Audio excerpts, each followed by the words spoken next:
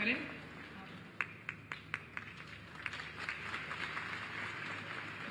जिसके अंतर्गत शहर के 22 चौराहों पर ऑटोमेटिक सिग्नल की स्थापना का कार्य गतिमान है।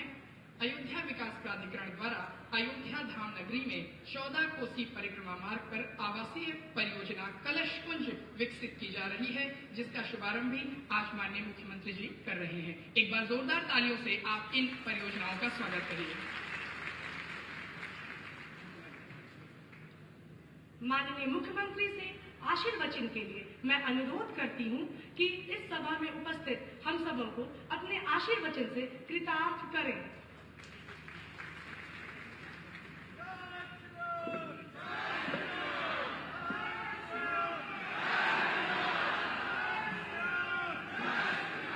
भारत माता की, भारत माता की, भारत माता की, वंदे वंदे वंदे।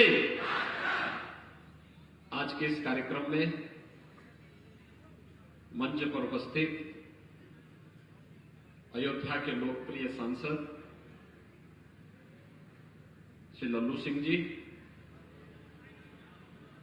महापौर श्री ऋषिकेश उपाध्याय जी, जिला पंचायत के अध्यक्ष श्रीमती रोहिणी सिंह जी, माननीय विधायक अयोध्या श्री वेद प्रकाश गुप्ता जी, विधायक रुधौली श्री रामचंद्र यादव जी, विधायक बीकापुर श्रीमती शोभा सिंह जी, विधायक मिल्कीपुर श्री गोरखनाथ बाबा जी, भारतीय जनता पार्टी के जिला के अध्यक्ष श्री संजीव सिंह जी, महानगर अध्यक्ष अभिषेक मिश्रा जी, कुलपति डॉक्टर राम मनोहर लोहिया अवध विश्वविद्यालय प्रोफेसर रविशंकर सिंह जी, पूर्व जिलाध्यक्ष भारतीय जनता पार्टी से अवधेश पांडे जी, आज के इस कार्यक्रम में उपस्थित अयोध्या के सभी मेरे युवा साथियों, आज मैं केवल अयोध्या के युवाओं को टैबलेट और स्मार्टफोन देने के लिए यहां आया हूं।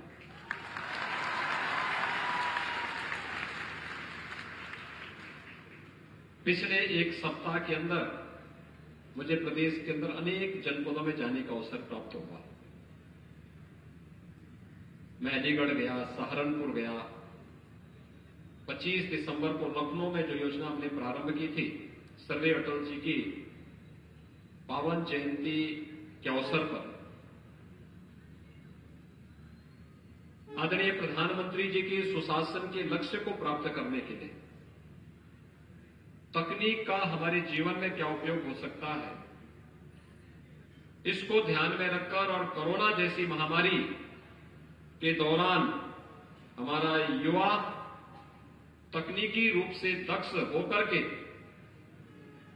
अपनी प्रतिभा और अपनी ऊर्जा का लाभ समाज और राष्ट्र को दे सके, इस दिशा में प्रदेश सरकार ने निर्णय लिया था कि 1 करोड़ युवाओं को हम प्रदेश के अंदर टैबलेट अथवा स्मार्टफोन देने का कार्य करेंगे और 25 दिसंबर को 60,000 युवाओं को हम लोगों ने लखनऊ में स्मार्टफोन और टैबलेट देने का कार्य किया था।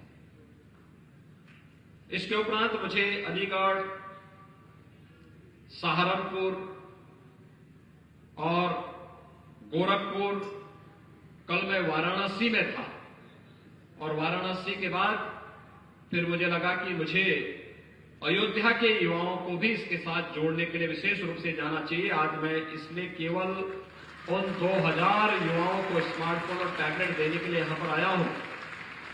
यद्यपि ये संख्या काफी बड़े पैमाने पर यहां के युवाओं को प्राप्त होनी है, क्योंकि हर स्नातक युवा को, प्रास्नातक युवा को डिप्लोमा डिग्री लेने वाले, चाहे वह मेडिकल के हों, इंजीनियरिंग के हों, नर्सिंग के हों, पैरामेडिकल के हों, फार्मेसी हो, सामान्य मानवी की, कॉमर्स, साइंस, पॉलिटेक्निक या फिर आईटीआई से जुड़े हुए उन सभी युवाओं को हम यह सुविधा उपलब्ध करवा रहे हैं।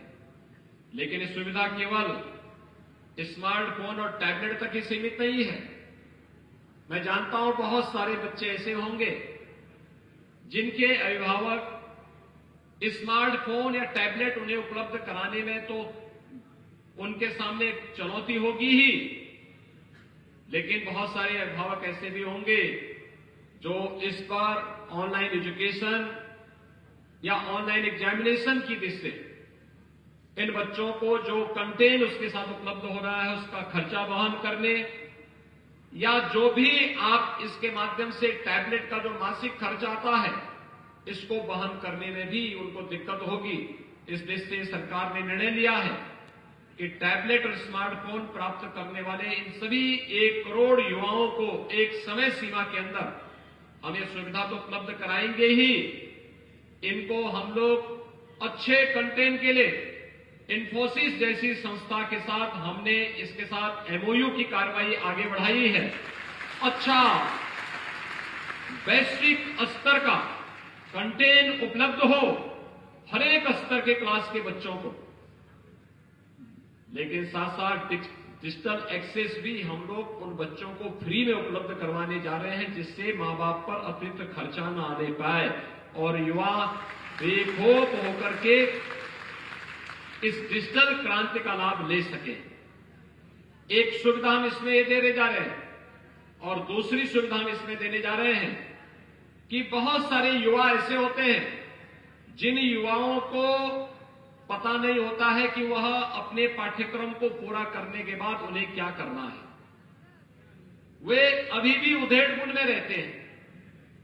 उन सभी युवाओं की दृष्टि से हमने टैबलेट में एक व्यवस्था भी दी है, स्मार्टफोन पर भी हम एक व्यवस्था दे रहे हैं कि वे सभी युवा इस बात को देख सकते हैं कि केंद्र सरकार की कौन कौन सी योजनाएं ऐसी हैं जिन योजनाओं का लाभ लेकर के वे अपने कैरियर को आगे बढ़ा सकते हैं।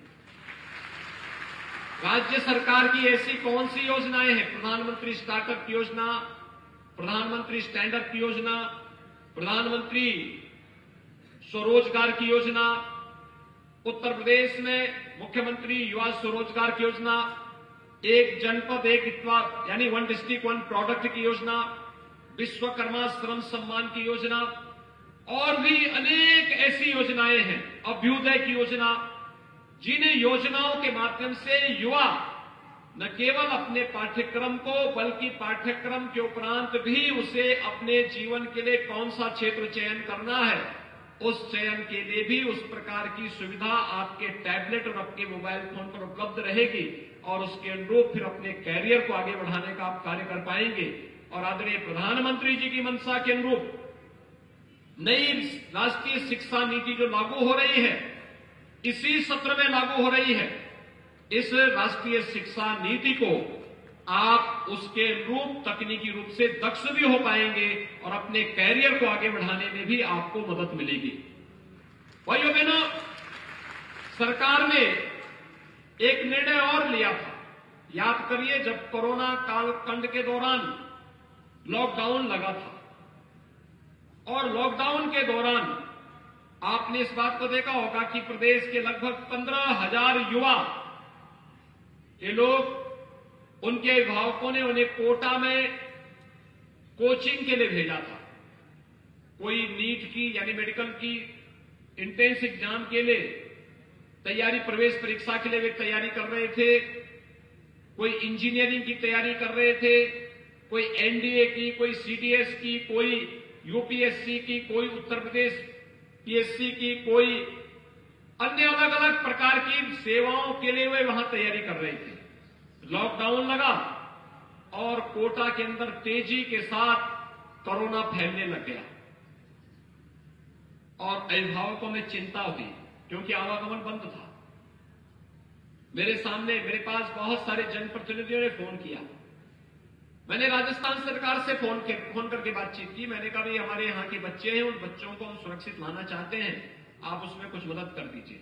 उन्होंने हाथ खड़े कर दिए। तब मैंने उस समय 500 बसें उत्तर प्रदेश सरकार की यहां से भेजी, उनके साथ फोर्स भेजी और 15,000 बच्चों को सुरक्षित उनके घरों तक पहुंचाने की कार्रवाई उस समय हमने की। भाइयों बहनों, तब मैंने उस समय इस बात को संकल्प लिया था कि आने वाले समय में उत्तर प्रदेश के युवा को प्रतियोगी परीक्षाओं की तैयारी करने के लिए उत्तर प्रदेश के बाहर न जाना पड़े। इसके लिए हर जनपद में हम सुविधा उपलब्ध कराएंगे।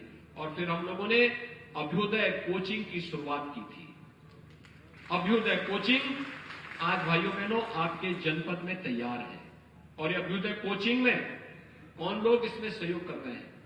इसमें सहयोग कर रहे हैं जिन्होंने स्वयं उस क्षेत्र में सफलता प्राप्त की है। आज कोई जिलाधिकारी है, कोई सीडीओ है, कोई आपके यहां वीसी है, कोई एसएसपी है, कोई यहां पर एसपीसीटी होगा, या कोई पुलिस आईपीएस होंगे, पीपीएस होंगे, पीसीएस होंगे, चिकित्सक होंगे। यही लोग आपको अभ्युदय कोचिंग के माध्यम से प्रतियोगी परीक्षाओं की तैयारी करवाने के लिए आपके लिए एक मंच उपलब्ध कराते हैं। दोनों प्रकार के ऑफलाइन भी और ऑनलाइन क्लासेस लेने की व्यवस्था उसके माध्यम से दी जा रही है। और सरकार ने इसलिए अभ्युदय कोचिंग से जुड़े हुए 10,000 उन प्रतियोगी छात्र छात्राओं को भी टैबलेट के साथ जोड़ने का कार्य किया, टैबलेट उपलब्ध कराया है। जो लोग आर्थिक रूप से इस खर्चे को वहन नहीं कर सकते थे, लेकिन उनके अंदर टैलेंट था, लेकिन उनको एक मंच मिलना चाहिए था, वो सरकार ने उन्हें उपलब्ध कराया है। और आज ये पूरी प्रक्रिया युद्ध स्तर पर पूरे प्रदेश भर में चल रही है। और मैं विश्वास के साथ कह सकता हूं कि कुछ ही समय के बाद उत्तर प्रदेश का युवा पूरे देश के अंदर छाता हुआ दिखाई देगा। आज कई स्मार्टफोन वितरण की जो कार्रवाई है और टैबलेट देने की जो कार्रवाई है, भाइयों बहनों, आपको वास्तव में जो उत्तर प्रदेश के बारे में कहा जाता है कि उत्तर प्रदेश देश का सबसे युवा राज्य है, यानी युवा राज्य का मतलब सबसे अधिक युवा उत्तर प्रदेश में है देश के अंदर। तो सबसे अधिक युवा है तो इस युवा का लाभ उत्तर प्रदेश को मिलना भी चाहिए। लेकिन मिले इसके लिए हमें तकनीकी दृष्टि से अपने युवाओं को उतना ही दक्ष भी बनाना पड़ेगा। और युवाओं को तकनीकी दृष्टि से दक्ष बनाने के लिए आज एक कार्यक्रम यहां पर आपके लिए विशेष रूप से आयोजित हुआ है। आपने देखा होगा, अभी मैं एक सप्ताह पहले भी आया था कुछ कार्यक्रमों के साथ जुड़ने के लिए। कल गडकरी जी आए होंगे, इससे पहले माननीय गृह मंत्री जी यहां आए थे, इससे पहले प्रधानमंत्री जी का कार्यक्रम इसी कमिश्नरी में सुल्तानपुर में पूर्वांचल एक्सप्रेस वे के उद्घाटन के साथ हुआ था। लगातार कार्यक्रम चल रहे हैं, कार्यक्रम पे कार्यक्रम। लेकिन आज का कार्यक्रम युवाओं के दृष्टि से सबसे अभिनव कार्यक्रम है। हमारा युवा भी अब केवल युवा स्मार्ट ही नहीं, वह तकनीकी दृष्टि से भी स्मार्ट युवा के रूप में अपना नाम दर्ज कराने के लिए तैयार हो जाए। आज इस देश से हम सब यहां पर उपस्थित हुए हैं। भाइयों बहनों, ज्ञान की कोई सीमा नहीं है, यह सीम है, यह सीम है। भगवान वेदव्यास ने तो महाभारत में कहा था कि धर्म, अर्थ, काम और मोक्ष, ये चार जो मानवीय पुरुषार्थ है, इससे जुड़े हुए जो कुछ भी दुनिया के अंदर है वह महाभारत में है। और महाभारत में जो नहीं वह दुनिया में कहीं नहीं। हमें आज के परिप्रेक्ष्य में करना होगा कि मानवीय पुरुषार्थ धर्म, अर्थ, काम और मोक्ष के चारों ओर इर्द गिर्द घूमता है। और उससे जुड़ी हुई जो भी चीज होगी वह भारत में होगी, वह उत्तर प्रदेश में होगी, वह भगवान राम की धरती पर होगी, वह भगवान कृष्ण की धरती पर होगी, वह बाबा विश्वनाथ की धरती पर होगी, वह गंगा, यमुना और सरयू की धरती पर होगा। और जो यहां पर नहीं होगा दुनिया के अंदर कहीं भी वह नहीं होगा। यह दावा हम सबको आज के दिन पर करने की तैयारी के लिए अपने आप को तैयार करना होगा। और उस तैयारी के लिए आज हम सब यहां पर आपके साथ जुड़ने के लिए आए हैं। कल यहां पर 84 कोसी परिक्रमा मार्ग के निर्माण के कार्यक्रम का शुभारंभ के साथ ही अयोध्या का एक नया रिंग रोड बनाने की कार्रवाई का शुभारंभ करने के लिए गडकरी जी आए थे। अयोध्या अब विश्वस्तरीय नगरी बनेगी। त्रेता युग की याद को तरोताजा करने के लिए प्रधानमंत्री जी की भावनाओं के अनुरूप अयोध्या के निर्माण, अयोध्या को उस दृष्टि से यहां की आध्यात्मिक और सांस्कृतिक विरासत को संरक्षित करते हुए अयोध्या को भौतिक विकास की ऊंचाइयों तक पहुंचाने की दिशा में भी अब सरकार ने अपनी कार्रवाई को आगे बढ़ा दिया है। आप देखेंगे कुछ ही समय के बाद अयोध्या में हम लोग इंटरनेशनल एयरपोर्ट की सुविधा अयोध्या को देने जा रहे हैं। यानी अयोध्या में आप बैठे, याद करिए, आज से 2000 वर्ष पहले की मान्यता है, कोरिया इस बात को मानता है कि 2000 साल पहले अयोध्या की राजकुमारी अयोध्या से जल मार्ग से होते हुए वह कोरिया पहुंची थी। और आज हम इस बात को कह सकते हैं कि अब अयोध्या में हम लोग एयरपोर्ट, इंटरनेशनल एयरपोर्ट इस रूप में बनाएंगे कि अयोध्या से कोई भी व्यक्ति देश और दुनिया की दूरी को कुछ ही घंटे के अंदर पूरा कर सकता है। ये सुविधा आने वाले समय में अयोध्या को प्राप्त होने जा रही है। अयोध्या विकास की जिन नई ऊंचाइयों को छूता हुआ दिखाई दे रहा है, दीपोत्सव ने उस कार्यक्रम को आगे बढ़ाने का काम किया। और प्रधानमंत्री मोदी जी ने जब 5 अगस्त 2020 को अयोध्या में भगवान राम के भव्य मंदिर के निर्माण का कार्य का शुभारंभ किया था, तो वह 500 वर्षों के उस इंतजार को दूर कर दिया जिसके लिए अनेक पूर्वजों को अपने को बलिदान करना पड़ा था। यह वही अयोध्या है जहां पर राम का नाम लेने पर लोग यहां के युवाओं के खिलाफ, यहां के संतों के खिलाफ, यहां के नागरिकों के खिलाफ कार्रवाई करते थे, एफआईआर लॉन्च करते थे। और आज मैं देखता हूं हर जवान पर जय श्री राम है, आज हर नौजवान कहता है। और भाइयों बहनों, अब तो यहां अयोध्या वासियों की नहीं, पूरे देश और पूरी दुनिया राम राम तो कहती ही है, लेकिन विपक्ष को भी अब अयोध्या ने जय श्री राम कह दिया है। अब तो विपक्षी नेता भी इस बारे में कह रहे हैं कि हम भी अयोध्या दर्शन करेंगे। अब तो उनको भी अयोध्या नजर आने लग गई है। भाइयों बहनों, जो कहते थे कि अयोध्या में परिंदा भी पर नहीं मार सकता, आज अयोध्या के वैभव पर, अयोध्या के विकास पर और नए भारत के नए उत्तर प्रदेश और नए उत्तर प्रदेश की इस नई अयोध्या को देखने के लिए वे लोग भी अपने को नहीं रोक पा रहे हैं।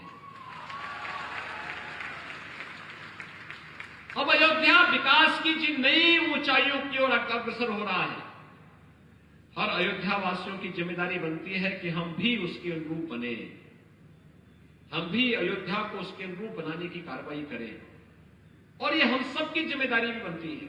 याद करिए, 2014 के पहले किसी गांव में जाते थे, गांव की सड़कें गंदी होती थी, चलने लायक नहीं होता था, बदबू आता था। स्वच्छ भारत मिशन ने, प्रधानमंत्री मोदी जी के विजन ने आज हर गांव को स्वच्छता के एक नए मानक पर नई प्रतिस्पर्धा के साथ खड़ा किया है। अगर स्वच्छता है तो स्वास्थ्य का खर्चा अपने आप कम हो जाता है, और स्वास्थ्य, अगर व्यक्ति स्वस्थ है तो अपनी समृद्धि का मार्ग स्वयं ही खोल लेता है। यानी समृद्धि, लक्ष्मी आती वहां है जहां पर स्वच्छता रहती है। दीपावली के पहले हम साफ सफाई क्यों रखते हैं? क्यों करते हैं घरों की? इसलिए करते हैं जिससे देवी लक्ष्मी हमारे घर में आ जाए, धन और ऐश्वर्य से भरपूर हमारे घर को कर ले। गंदगी रहेगी तो देवी लक्ष्मी नहीं आएगी, दरिद्रता आएगी। पिछली सरकारें उस दरिद्रता की प्रतीक थी, पिछली सरकारें उस अराजकता की प्रतीक थी, पिछली सरकारें विकास के लिए नहीं करती थी, प्रदेश को दंगों की आग में झोंकने के लिए, विखंडन की ओर ले जाने के लिए, वर्ग संघर्ष करने के लिए, जातीय दंगों को फैलाने के लिए पिछली सरकारें कार्य करती थी। और यही कारण था, हर तीसरे दिन एक दंगा होता था प्रदेश में। पिछले 4.5 वर्ष के अंदर, यानी 5 वर्ष होने जा रहे हैं, 5 वर्ष के अंदर प्रदेश के अंदर कोई दंगा नहीं हुआ। आज दंगा हो भी नहीं सकता। लोग कहते थे कि अगर अयोध्या में राम जन्मभूमि का फैसला हो गया तो खून की नदियां बहेंगी। तब मैं कहता था, अरे मच्छर भी नहीं मरेगा, क्यों फालतू बात करते हैं? एक बार फैसला होने दो, अयोध्या में भगवान राम के भव्य मंदिर के निर्माण का कार्य आगे बढ़ने दो, प्रदेश में राम राज्य की शुरुआत हो जाएगी। भाइयों बहनों, ये राम राज्य वही है, हर गरीब को बिना भेदभाव के मकान मिल जाना। 43 लाख गरीबों को एक एक आवास मिला है। 43 लाख गरीबों को 1947 से लेकर के 2017 तक अगर हम जोड़ दें तो 43 लाख लोगों को 70 वर्षों में नहीं मिला था जितना हमने 5 वर्ष में उत्तर प्रदेश के गरीबों को आवास दिए हैं।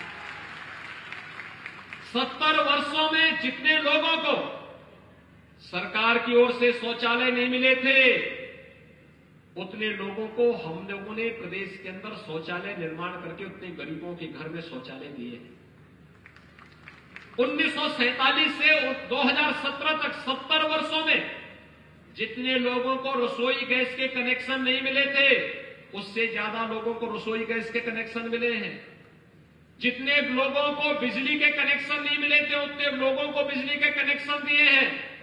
और 70 वर्षों में जितना विकास उत्तर प्रदेश और अयोध्या में नहीं हुआ था, 5 वर्ष में उतना विकास उत्तर प्रदेश और पूरे प्रदेश के अंदर और अयोध्या के अंदर भी हुआ है। बदलती हुई अयोध्या, बदलता हुआ उत्तर प्रदेश, नए भारत का एक नया उत्तर प्रदेश के रूप में हम सब के रूप सामने एक संदेश दे रहा है। पिछली सरकारें युवाओं के साथ कितना खिलवाड़ करती थी। कोई नौकरी निकलती थी, चाचा भतीजा वसूली पे निकल पड़ते थे। पूरा गैंग निकलता था वसूली में।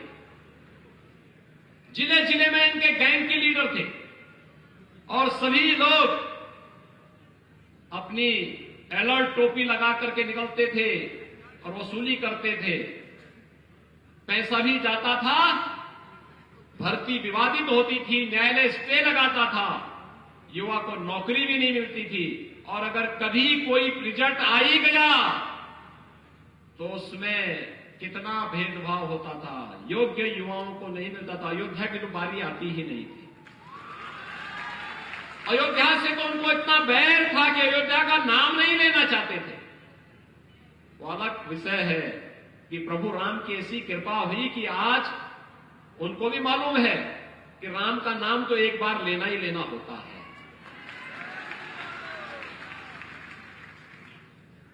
कुछ लोग अपने हर कार्य में राम का नाम लेते हैं। कुछ लोगों की विदाई के समय राम नाम सत्य है कि भी उच्चारण होते हैं। इसलिए जीवन में एक बार राम का नाम लेना ही होता है। और भाइयों बहनों, ये लोग अयोध्या के नाम से परहेज करते थे। अयोध्या के बारे में अगर किसी ने कह दिया, मुझे याद है एक बार एक गृह सचिव ने अयोध्या पे एक बैठक बुला दी, अयोध्या की सुरक्षा और अयोध्या के बारे में।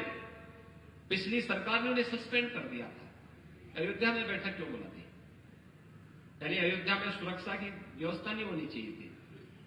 इन लोगों को गरीबों की चिंता नहीं थी, इनको युवाओं की चिंता नहीं थी, इनको किसानों की चिंता नहीं थी, इनको प्रदेश के बेटियों की भी चिंता नहीं थी। इनको चिंता थी उन आतंकवादियों की जो राम जन्मभूमि पर आतंकी हमला करते थे। याद करिए, पिछली सरकार का पहला फैसला क्या था? पिछली सरकार का पहला फैसला था अयोध्या में राम जन्मभूमि पर आतंकी हमला करने वाले आतंकवादियों को मुकदमों को वापस नहीं लेना। और हमारा पहला फैसला था, हमारी सरकार आई, हमने कहा पहले प्रदेश के अंदर जितने इलीगल स्लॉटर हाउसेज होंगे इनको बंद करेंगे। अवैध बूचड़खानों को बंद किया, एंटी रोमियो स्क्वाड का गठन किया और प्रदेश के 86 लाख किसानों का 36,000 करोड़ रुपए का कर्जा माफी की कार्रवाई हमारी सरकार ने प्रदेश के अंदर किया था। आप देख सकते हैं, बीजेपी की सरकार आती है तो बेटियों को सुरक्षा की गारंटी देती है, अवैध बूचड़खानों को बंद करती है और किसानों का कर्ज माफ करती है। समाजवादी पार्टी की सरकार आती है, आतंकवादियों के मुकदमों को वापस लेती है और उसी दिन कोसी कला से दंगा शुरू हो जाता है। यानी पहले दंगे की शुरुआत कहां हुई थी? आज बहुत सारे लोगों के सपने में भगवान कृष्ण आ रहे हैं। भगवान कृष्ण सचमुच उन्हें कोसते होंगे सपने में, और इस बात के लिए कोसते होंगे कि भाई कैसे नालायक थे कि जब सत्ता दी तो मेरे ही मथुरा में पहला दंगा करवा दिया, और फिर जब कुछ और अवसर मिला तो मथुरा में जवाहर बाग का घटना करवा दिया, जिसमें समाजवादी पार्टी का ही एक सरगना एक पार्क पर, एक विशाल पार्क पर कब्जा करके जबरदस्ती पुलिस पर गोली चला दिया था। एक एडीएम सिटी द्विवेदी, मुकुल द्विवेदी शहीद हो गए थे। ये तो पिछली सरकारों के कारनामे थे, और अपने वे कारनामे उन्हें याद नहीं आते। जब दंगाइयों को मुख्यमंत्री आवास पर बुलाकर के उन्हें सम्मानित करते थे, युवाओं की नौकरी पे डकैती डालते थे, बेटियों की सुरक्षा के लिए खतरा बने हुए अपराधियों को छुड़ाने के लिए कहते थे कि अरे तो गलती हो जाती है।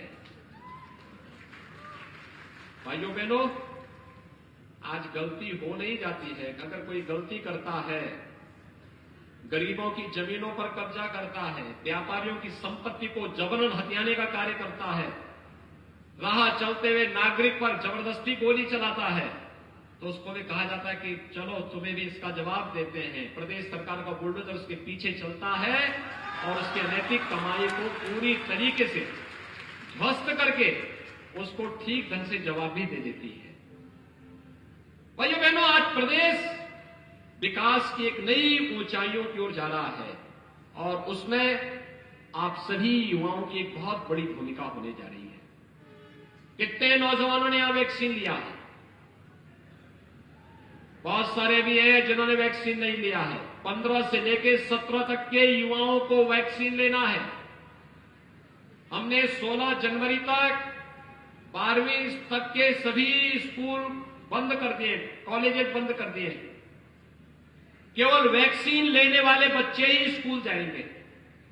15 वर्ष से ऊपर का हर छात्र वैक्सीन जरूर ले ले। ये वैक्सीन फ्री में है और कोरोना का सबसे अच्छा सुरक्षा कवच भी है। सबसे अच्छा सुरक्षा कवच है। आप देखे होंगे जब बड़ी मात्रा में वैक्सीन लोगों ने लिया, तो अब जो थर्ड वेव आ रही है, थर्ड वेव में कोरोना उतना खतरनाक नहीं है, ऑक्सीजन की समस्या नहीं। हमारे पास वर्तमान में जो हमारे पास लगभग 4000 एक्टिव केस प्रदेश में हैं, ये 4000 में से आप आश्चर्य करेंगे कि 4000 जो मामले हैं, इन 4000 में से 3900 से अधिक लोग अपने घर में रहकर के आराम से उपचार करा रहे हैं, और चौथे पांचवें दिन उनकी रिपोर्ट नेगेटिव आ जा रही है। लेकिन बीमारी तो है। जैसे वायरल फीवर होता है, व्यक्ति सावधानी रख ले, घर में आराम कर ले। कोरोना में संक्रमण है तो संक्रमण के दौरान थोड़ा सतर्कता बरत ले, अलग रहे, घर के अंदर लोगों से, बीमारों से, बच्चों से, बुजुर्गों से थोड़ा दूर रहे, तो हर व्यक्ति सुरक्षित रह सकता है। और ये वैक्सीन आपको सुरक्षा कवच देने वाला है। हर विद्यालय में वैक्सीन के बूथ लगाए जा रहे हैं। समय से वैक्सीन का बूथ पे जाना, अपना वैक्सीन लेना, समय से वैक्सीन लेकर के अपने को सुरक्षित कर लेना, स्वयं की रक्षा और फिर समाज को भी एक सुरक्षा कवच देने का कार्य हम सबको करना होगा। आज के इस अवसर पर जब अयोध्या में आए हैं, अयोध्या को एक नई चीज भी आज दे रहे हैं, ITMS, intelligent traffic management system. ये लगभग 50 करोड़ रुपए का है। आज इसके उद्घाटन का कार्यक्रम संपन्न हो रहा है, जिसमें अब ट्रैफिक की व्यवस्था हर चौराहे पर ट्रैफिक लाइट के माध्यम से, ज्यादातर चौराहों को, यानी 22 चौराहों को पहले ऑटोमेटिक सिग्नल के साथ हम जोड़ रहे हैं। CCTV कैमरे लगे होंगे, और मैं कहूंगा प्रशासन से कि ये ITMS को सेफ सिटी के साथ भी जोड़े। सेफ सिटी के साथ जोड़ेंगे तो महिलाओं की, बेटियों की सुरक्षा, व्यापारियों की सुरक्षा, राह चलते हुए नागरिकों की सुरक्षा, श्रद्धालु जनों की सुरक्षा के लिए भी ये बहुत महत्वपूर्ण हो जाएगा। और हमें आज के दिन पर तकनीकी दृष्टि से इतना दक्ष अपने आप को बनाना पड़ेगा, अपनी संस्थाओं को बनाना पड़ेगा, हर व्यक्ति बहुत सुरक्षित होकर के आगे बढ़ सके और जब भी अयोध्या में आए तो बड़े गौरव के साथ कह सके, अयोध्या में भगवान राम की इस पावन भूमि पर आकर के कह सके, गौरव के साथ कह सके कि मुस्कुराए आप अयोध्या में हैं। और उस दृष्टि से आज यहां पर 14 प्रमुख चौराहों पर पब्लिक एड्रेस सिस्टम की स्थापना की कार्रवाई को भी आगे बढ़ाने की कार्रवाई इसके साथ होगी और इसको हम तेजी के साथ आगे बढ़ा करके आईटीएमएस का उपयोग कोरोना कालखंड में हम लोग इंटीग्रेटेड कोविड कंट्रोल सेंटर के रूप में भी कर रहे हैं। आज जहां इसका लोकार्पण का कार्यक्रम हो रहा है, वहीं अयोध्या विकास प्राधिकरण की एक 14 कोसी परिक्रमा पर एक आवासीय योजना कलश कुंज को भी शिलान्यास आज यहां पर हो रहा है। एक कलश कुंज अत्याधुनिक सुविधाओं से युक्त गरीबों के लिए सस्ते में आवास उपलब्ध कराने की एक योजना है। और मैं तो यहां के प्रशासन से कहूंगा कि जैसे हम लोगों ने प्रयागराज में किया, माफिया से छुड़ाई गई जमीन पर गरीबों के लिए आवास, ऐसे ही हर शहर में होना चाहिए कि माफियाओं से छुड़ाई गई जमीन पर गरीबों के लिए, अधिवक्ताओं के लिए, चिकित्सकों के लिए, शिक्षकों के लिए और समाज के प्रत्येक तबके के लिए आवासीय कॉलोनी विकसित की जानी चाहिए, जिससे वहां पर सस्ते में अच्छे आवास उन्हें उपलब्ध हो सके। एक बार फिर से आप सभी युवाओं को मैं आज यहां पे टैबलेट और स्मार्टफोन वितरित होने पर, प्राप्त होने पर हृदय से बधाई देता हूं। आप सबको मैं अपनी शुभकामनाएं देता हूं और साथ साथ अपने जनप्रतिनिधियों को जो प्रयास अयोध्या के विकास के लिए किया है, हमारे माननीय सांसद जी ने, हमारे माननीय विधायकों ने, हमारे महापौर, जिला पंचायत अध्यक्ष, इन सभी का जो सार्थक प्रयास है, इसके लिए इन्हें हृदय से धन्यवाद देता हूं, इनका अभिनंदन करता हूं, सबको बधाई देता हूं। धन्यवाद। जय हिंद, जय जय श्री राम। आपके आशीर्वचन एवं अपने व्यस्ततम कार्यक्रमों में से हम अयोध्या वासियों के बहुमूल्य समय निकालने के लिए माननीय मुख्यमंत्री महोदय का सहृदय धन्यवाद। माननीय मुख्यमंत्री जी के प्रति हमारे दिल में जो अपार श्रद्धा है, उसका प्रदर्शन एक बार तालियों की जोरदार गड़गड़ाहट से करने का कष्ट है। टैबलेट एवं स्मार्टफोन का वितरण के कार्यक्रम शुरू होने जा रहा है। इस कार्यक्रम में सर्वप्रथम टैबलेट वितरण हो रहा है, जिसके अंतर्गत मैं राजकीय पॉलिटेक्निक से स्वाति विश्वकर्मा, अनुभूत यादव, मुकुंद कश्यप का स्वागत करती हूँ।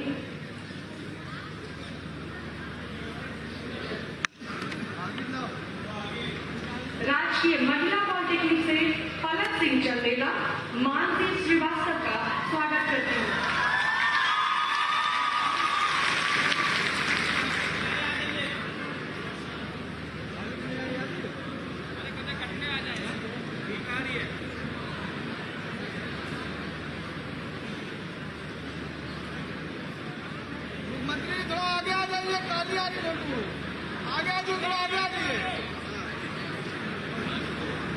इन सबों का जोरदार तालियों से स्वागत करने का कष्ट करें।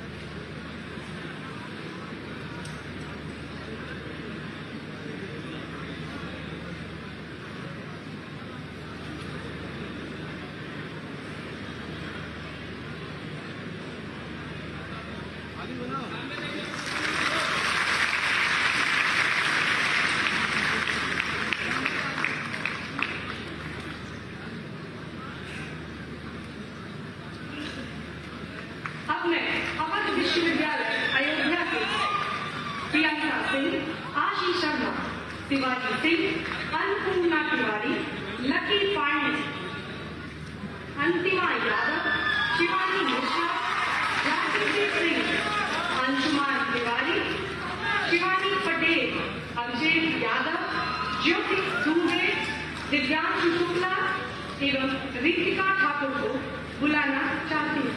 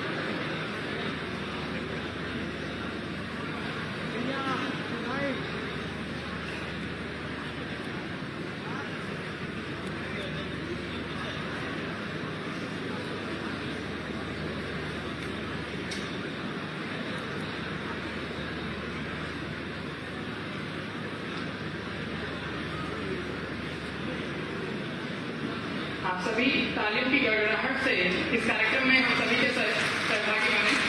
माननीय मुख्यमंत्री जी के कर कमलों द्वारा यह टैबलेट और स्मार्टफोन वितरण कार्यक्रम किया जा रहा है, तो आप सभी तालियों की गड़गड़ाहट से इस कार्यक्रम में बराबर हम सभी के सहभागी बने रहे।